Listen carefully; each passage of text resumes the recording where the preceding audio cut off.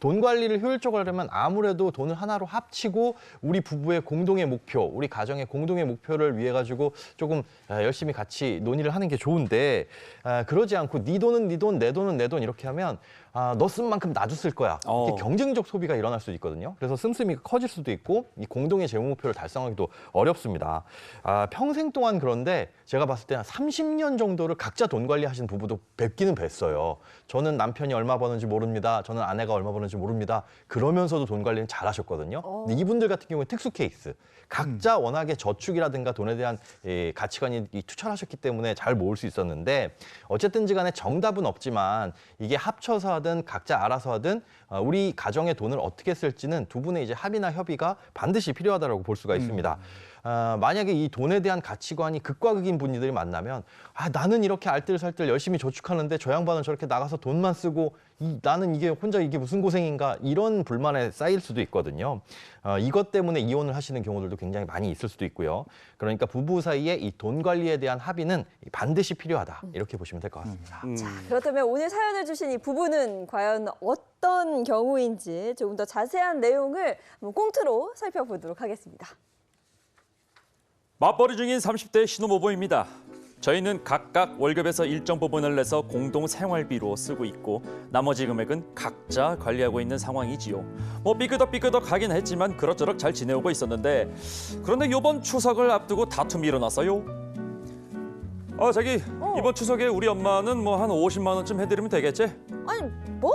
나는 우리 엄마한테 30만 원 보냈단 말이야. 왜 자기는 왜 50만 원이나 드려? 30 드려. 요번에 그 제사 준비도 많이 하시고 요즘에 그쪽 물가가 많이 올랐잖아. 그러니까 조금 더 챙기는 게 맞지? 그럼 나도 우리 엄마한테 20 더 드릴래. 50 맞출래. 아니 이미 30 드렸다면서? 아니 우리 어머님 그 어머님 동네 물가랑 우리 엄마 동네 물가랑 뭐 물가가 달라? 아니 자기 엄마만 힘들고 우리 엄마는 뭐 놀면서 사는 거야? 뭐야? 아이고, 왜 그렇게 이야기가 극단적으로 흘러가?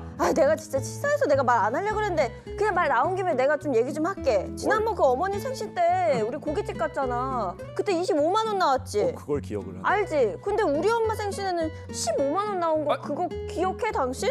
그거는 그 장모님이 한식 그 찌개 같은 거 드시고 싶다고 해서 그런 거잖아. 싼 거 사드리려고 내가 그랬나? 뭐 사람 이렇게 치사하게 만드네 참. 아니면 됐어. 그럼 우리 엄마는 뭐 싼 거 드셨으니까 그거 차액 10만 원. 그거 내가 더 쓰는 걸로 할게. 그럼 되지? 이거 지나간 걸 그렇게까지 해야 되는 거야? 맞아. 나는 이렇게까지 할 거야. 막말로 양과 똑같이 드려야 되는 거 아니야? 왜 똑같이 생일을 내면서 자기는 자기 엄마 50 드리고 나는 30 드리고 그거 아니잖아. 정말 매사 반반을 외치는 아내 때문에 정말 머리가 아플 지경입니다. 생활비 반반 내면 쓰는 돈도 반반이어야 되는 건가요? 막말로 아내가 월급을 어디에 어떻게 쓰는지도 잘 모르겠고요. 제가 버는 월급에 대해서만 저축이나 재테크를 하다 보니 돈이 모이는 것 같지도 않습니다. 우리 부부 이대로 괜찮은 걸까요? 야, 이거 그 어떤 연기보다도 예인 씨 연기가 살았어요.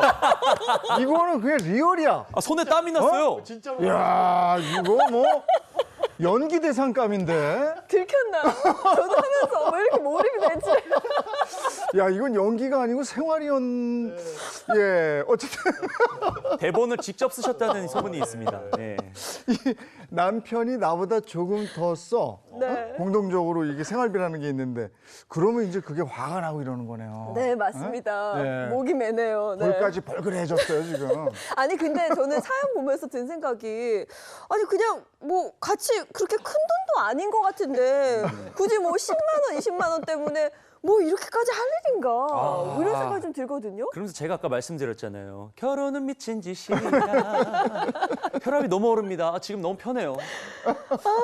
이게 안 그런 것 같지만 이런 분들이 종종 있으시고 이게 TV 보시면서 지금 뜨끔뜨끔 하신 분들도 계실 거예요. 근데 제가 보기에 여기에 핵심은 미리 뭔가 논의가 안 됐어요. 남편분이 이제 50 보낼 거야 라고 하니까 아내분 입장에서는 좀 당황스럽죠. 네. 근데 아내분도 미리 30을 먼저 보내놓으신 상태고 근데 이런 거 사연에서 보신 것처럼 뭐 네 거 내 거 이렇게 사다 보면 네. 충돌이 생길 수밖에 없거든요. 네. 경제 공동체라는 생각에서 우리 돈 모아가지고 대출금 갚고 생활비 하고 뭐 저축도 하고 아이 교육도 시키고 이런 것들이 돼야 되는데 내가 번 돈은 내 거, 네가 번 돈은 네 거 이렇게 하다 보면 5만 원, 10만 원으로도 당연히 싸울 수가 있는 거죠. 네 거 내 거 막 이렇게 따지다 보면 네. 정말 돌아올 수 없는 강을 건너게 돼요. 맞아요. 야, 이건 이거 큰일 나죠. 나중에 뭐 내가 먹은 그릇 내가 치우고 네가 먹은 네가 어. 치워. 내 옷은 내가 빨 테니까 네 옷은 네가 빼로 이렇게 또 더 싸워지는 거 아닙니까? 아니 뭐 그런 것도 있잖아요. 밥 먹고 내 커피 나만 사서 마시고. 아이고. 남의 보면 당신 돈으로 써 이렇게 하는 경우도 있을 수 있을 것 같은데 이건 뭐 사실 부부라기보다는 남보다도 못한 사이인 것처럼 느껴지거든요. 근데 요즘에는 어쨌든 생활비는 공동으로 이렇게 얼마씩 내서 하고 내 돈은 내가, 네 돈은 네가 이렇게 챙기는 부부들이 많은데 네. 이 부부들의 사정, 주머니 사정 한번 살펴보죠, 뭐. 네, 오늘 사연을 주신 분, 이 두 분의 직업부터 한번 살펴보겠습니다. 두 분의 직업을 보시면 아내는 공무원이에요. 남편은 공기업 근무 중에 있고요. 아내가 집을 해왔습니다. 4억 5천만 원 자가 오. 거주 중이고 대출은 없어요. 또 부부 총소득이 아내 230만 원, 남편 320만 원 해서 총 550만 원. 또 남편분이 성과급을 받는 달은 850만 원이 됩니다. 그 소득 중에서 각각 100만 원씩을 내서 200만 원을 생활비로 쓰고 계시고요. 나머지는 각자 관리를 하고 있다고 합니다. 아니 근데 일단 아내가 집을 해왔으면 그냥 깨갱 아닌가? 대출도 없어요. 어쨌든 야 이거 사랑했네. 네. 많이 사랑했네. 야.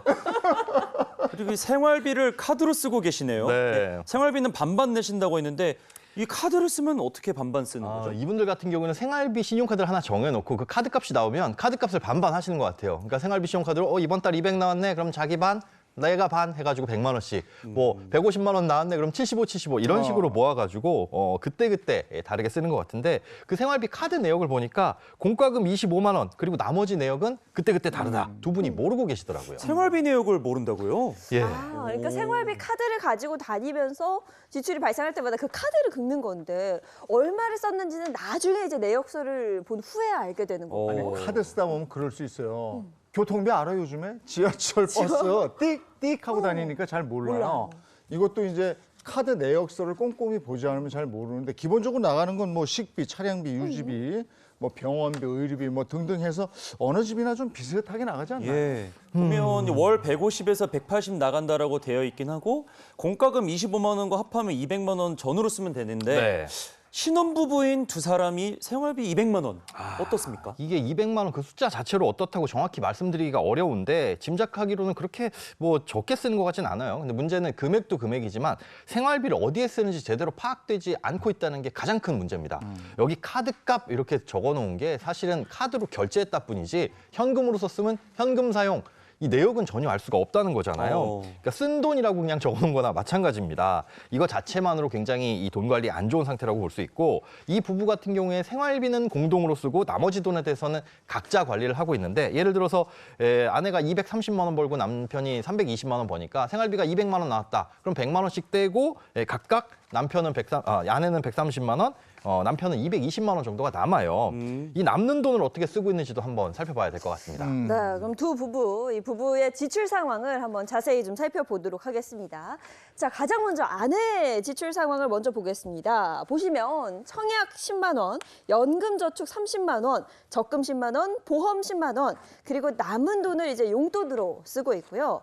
자, 이어서 남편의 지출 상황을 한번 보시면 청약 통장에 25만 원, 연금저축 50만 원, IRP 25만 원, 주식 20만 원, 보험 20만 원 넣고 계십니다. 남편 역시 이렇게 지출이 발생한 후에 남은 돈을 용돈으로 사용을 하고 있어요. 월 저축액만 놓고 보자면 아내는 50만 원, 남편은 120만 원을 저축하고 있고요.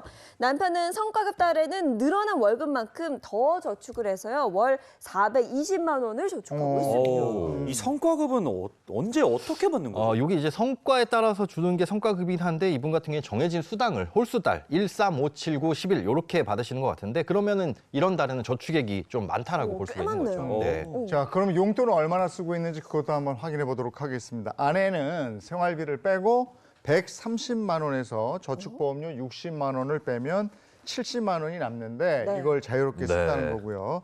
남편은 생활비를 뺀 220만 원에서 저축보험료 140만 원을 뺀 80만 원 가량을 자유롭게 쓰고 있다 이거예요. 예, 용돈은 뭐 제법들 쓰고 있는데. 오, 그러니까 근데 이 돈으로 뭐 경조사비라든지 아니면 부모님 생신 용돈 이런 거 다 나가는 거죠? 네, 그런 거를 이제 커버하는 것 같고요. 그런데 이분들 저축 내역을 보시면 허점이 많아요. 혹시 이 저축 내역에서 이상한 점 보이시나요? 부부인데 네. 청약 통장을 다 갖고 계시네요. 아, 각자가. 네. 아내가 해온 집을 자가라고 했는데 청약을 오. 또 가지고 그러니까. 그러게. 아, 예리합니다. 중복으로? 네, 청약은 집이 있지만 혹시 몰라서 가입하고 계신 것 같아요. 남들 다 하니까. 그런데 이 공공주택에 청약을 넣을 때는 무주택이 아니면 당첨 가능성은 사실 없습니다. 하지만 이 민영주택의 경우에는 1순위가 될 수도 있거든요. 그런데 이후에 당첨자 선정 방법에서 유주택이면 조금 순위가 밀리기는 하지만 가능성은 있습니다. 그래서 갖고 있는 게 나쁘진 않은데 이런 공공주택이 아닌 민영주택에 청약을 넣을 때는 얼마의 금액을 넣었는지는 지역별 예치금만 맞추면 돼요. 그 금액만 딱 넣어두면 돼서 이렇게 불필요하게 매달 꾸준한 금액을 넣으실 필요는 사실 없는 거죠.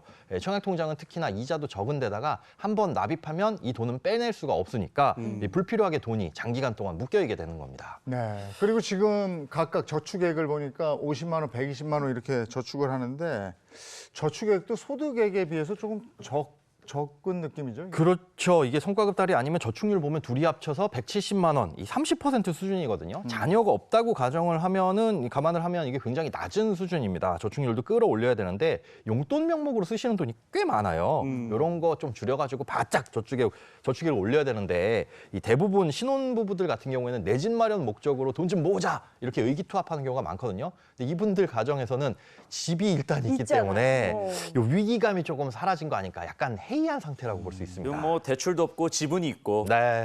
긴장감이 없네요.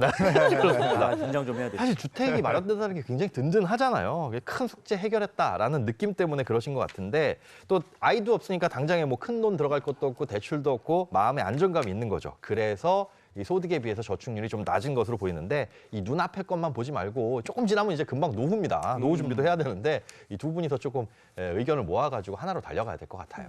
그리고 이 부부는 서로가 사실 얼마를 쓰는지 정확히 모른다고 하셨거든요. 네. 근데 이 내역을 자세히 살펴보니까 상대적으로 남편분이 뭐 그래도 저축 부분에 있어서는 더 많이 저축을 하고 있는 걸로 보여집니다. 용돈은 좀 비슷한 상황이고요. 이게 반반 따지는 거 좋아하는데 네. 이게 액수가 이쪽이 더 많거나 이런 것도 못 참을 것 같은데. 야, 이게 쓰는 돈은 무조건 반반인데 네. 저축한 돈은 우리 돈. 나 이렇게 하니까 뭐라고 이거 좀 나중에 이제 남편이 더 많이 모았는데 그것도 반반하자. 그렇죠. 근데 그래도 될 것 같아요. 아내분이 지불해 오셨죠? 아 맞아. 아, 그래. 깨갱하기로 했잖아요. 네, 해야죠. 그래 나중 되면 반반이에요. 야, 근데 사실 결혼을 했다면 이거 오픈을 하고 결혼 초에 이렇게 수입을 좀 공개해서 대화를 나누는 게 중요하지 않을까요, 수사님? 네, 사실상 그게 저는 중요하다고 보는데 월 소득이 얼마고 특히나 채무 같은 경우에는 결혼하기 전에 이 오픈을 하시는 게 맞습니다. 그래야지 이제 같이 이걸 어떻게 해결해 나갈까도 이제 고민을 할 수가 있는 거고요. 만약에 결혼 전에 얘기를 못했다 그러면 결혼 초에라도 소득이나 채무 이런 것들 반드시 오픈을 해야 되고 만약에 그걸 숨겼다가 그 빚이 눈덩이처럼 불어난다면 이것도 이혼 사유도 될 수 있습니다. 그러니까 결혼하고 나서 빚이 얼마니 이게 얼마로 늘었니 이거 가지고 이제 소송을 하는 사례들도 생각보다 많이 있습니다. 그렇죠. 예, 그게 숨기고 결혼한다는 건 저도 말이 안 된다고 생각을 하는데 네. 그리고 소장님이 돈을 합쳐서 관리하는 거를 추천하신다 이렇게 그렇습니다. 말씀하셨는데요. 합쳐서 관리한다는 게 어떤 의미가 있습니까? 일단 큰 틀에서 하나로 합친다는 건데 이 월급은 두 곳에서 들어오지만 이거 하나로 합쳐서 우리 둘이 공동의 목표를 향해서 관리한다 이렇게 보시면 될 것 같아요. 그런데 합쳐서 관리를 한다고 하더라도 같이 쓰는 돈이 있고 각자 쓰는 돈은 분명히 있을 겁니다. 요걸 좀 분리를 해가지고 써야 되겠죠. 이런 것들은 어떻게 얼마만큼을 정해서 쓸지는 이 논의가 필요한데 일단 세 가지 단계로 나눠가지고 생각을 하시면 좋을 것 같습니다. 네, 맞벌이 부부의 통장 관리법 세 가지 단계로 나눠서 설명을 해주실 텐데요. 첫 번째입니다. 자, 보시면 통장 합치기가 1단계입니다. 네, 이 돈을 모으기 위해서는 한 곳으로 돈을 좀 합치는 게 중요해요. 그러기 위해서는 공동으로 쓸 급여 통장 그리고 생활비 통장, 비상금 통장 이렇게 나눠두셔야 되는데요.